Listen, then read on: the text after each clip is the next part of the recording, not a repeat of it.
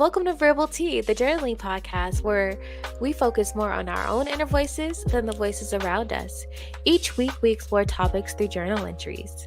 I'm Globe, your host, and you are a Tea Party member. Whether you are new here or returning, I am so happy that you're here. Today's episode is a little teaspoon.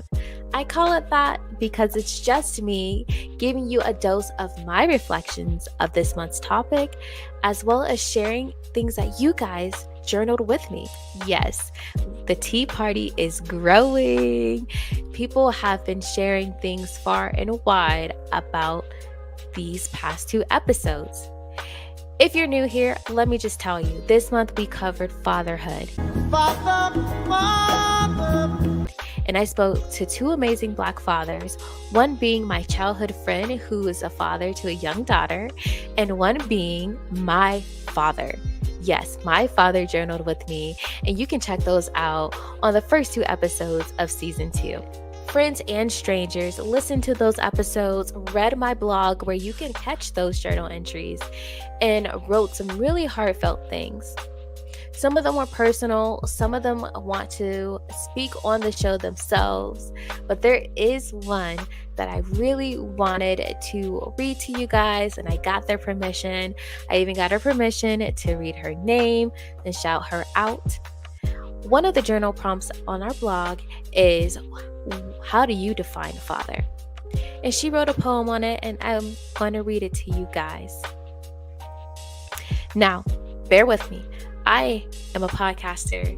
I am not a spoken word artist, but I'm going to read this and try to do it justice by just underplaying myself. Definition of a father. The word father can be interpreted in many ways. Receiving gifts or maybe your favorite pair of J's. Although everything is not materialistic, it is hard to be realistic when there are so many fathers out there that choose not to care. But let's talk about the ones that stick around, the ones that hold the household down, the real MVPs spreading a love for the whole world to see, the ones that will cross the ocean and climb the highest valley just to make sure their children are taken care of properly. A father can be described in so many ways. When their children face a tragedy, he is the one who prays. He is everything a child could ever ask for. But yet when we are blessed with a man like this, we tend to ask for more. Oof, that's a great segue. That last line is a great segue. But before I spill my heart out, I want to give a shout out to author Nikki Nicole, who wrote that lovely poem. She also has a podcast called Breaking the Silence, where she spotlights up-and-coming artists. And apparently she's got some bars too. All right, so ask for more. That's a perfect segue into some things I wrote about when it came to fatherhood.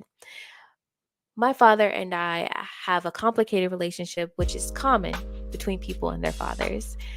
My father and my mother had me when they were really young and really religious, and so I kind of got to watch them grow up.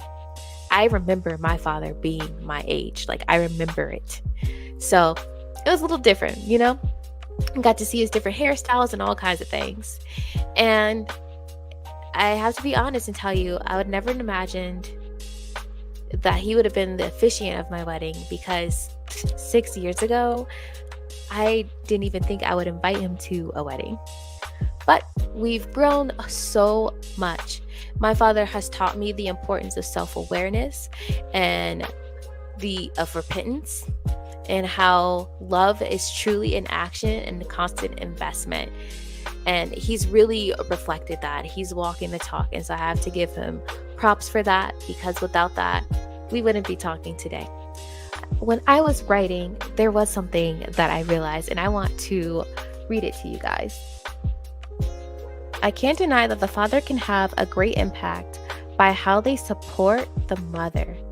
Honestly, identity aside, all parties involved raising a child should support one another. The way my husband supports me through everything has helped me become the mother I strive to be and the mother my children need. Our discussions about our intentions, our days, our humanity, our strengths and limitations as individuals and as a team, really everything makes a difference. A great father can have an amazing impact on their children beyond finances. Finances are a no-brainer, but all relationships consist of many facets. How we interact with one another and the people and things loved by our loved ones all matter and have an impact. When I was writing about my father and how healing our relationship has been for me, how journaling has helped me with parenting intentionally, I started to write about my husband, who is an amazing father. The way he loves on me, the way he loves on the children, the way we discuss each other, discuss parenting, has really pushed me to new heights. It's pushed both of us to new heights. But because I have that love and support from him, I'm able to be the mother I probably wouldn't be able to conceive of without that kind of support, whether it be from a lover or friend. So, yes, identities aside, because all families look different, the impact of parenting, it is everything. Ask a therapist, right?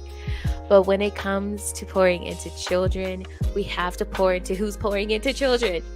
Remember that. We have to pour into who's pouring into children. And covering motherhood and covering fatherhood in these past episodes has really made me realize that on another level. Like, I think I kind of got it, but writing it down really is going to make me check myself about how I'm pouring into the mothers and fathers and caretakers of my community. You guys, I am so glad to be back in it. We've made it past episode 10. So this podcast is real. I am here for the long haul. I can't wait for y'all to continue to share with me. Please check out our website. Please stay tuned with us on social media. I will do better at sharing those prompts on social media, but they are all there on the blog. I'll be writing almost a tell-all on the blog as well. Next month, for July, we are discussing freedom. Freedom. No, it's fish. It's freedom. Yes, freedom. You know, because of 4th of July, but Juneteenth just passed, and I really got some things to get off my chest regarding freedom as a woman, freedom as a Black woman, and a mother. I've got a lot to get off my chest. I've got some amazing guests. I've already had my lineup, and you guys can get a sneak peek of that in the next few days here. Until then, I want you guys to keep journaling, or at least keep spending intentional time with your thoughts. Keep focusing on how to thrive and be well.